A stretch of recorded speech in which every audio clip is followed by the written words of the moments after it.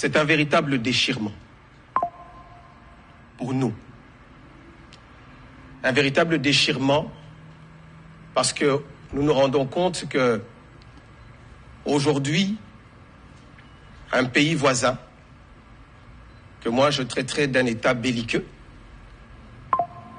exploite les quelques problèmes que nous pouvons avoir dans notre pays.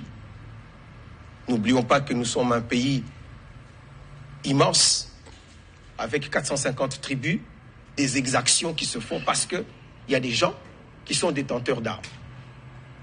Mais ce problème est exacerbé aujourd'hui à cause de l'ingérence d'un pays voisin qui est le Rwanda. L'ingérence du Rwanda, au travers des multiples invasions qu'ils ont perpétrées dans notre pays, font que ce problème a pris une dimension qui est aujourd'hui, qui nous fait vivre la situation, comment je vais appeler ça, cette situation terrible que nous connaissons aujourd'hui, où notre pays est divisé, où notre pays est victime d'une agression, d'une occupation, avec des prétextes fallacieux, où un pays vous dit « je viens pour protéger la minorité Tutsi ou la minorité Banyamulenge qui sont en danger d'extermination ». Mais où se trouve ce projet d'extermination? Qu'on me dise à quel endroit on a concocté ce projet et combien de Tutsis aujourd'hui sont massacrés dans notre pays. Nous avons ici affaire à une situation où vous avez un pyromane qui vient, qui dit il y a le feu, alors que le feu n'existe pas, et qui vient après dire c'est moi le pompier pour éteindre ce feu parce que je viens pour protéger une minorité. J'ai eu à le dire ici il y a quelques années, sur le même plateau ici de la RTNC, en disant que nous, comme communauté Banyamulenge ou de manière plus générale la communauté Tutsi, nous n'avons jamais demandé au Rwanda de venir ici pour protéger notre communauté. Bien au contraire, les différentes invasions que fait le Rwanda ne fait qu'exacerber les problèmes de cohabitation qui peuvent exister.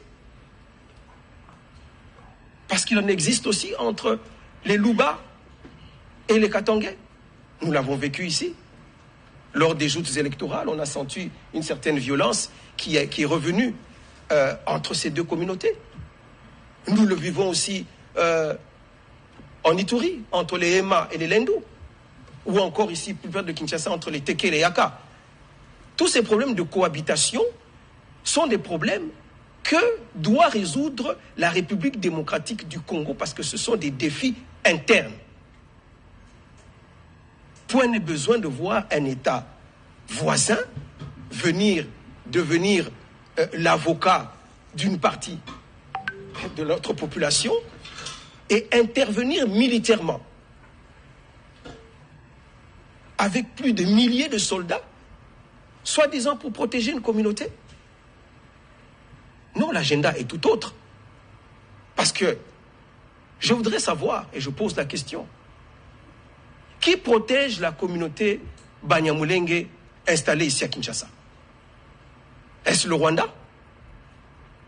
C'est notre État.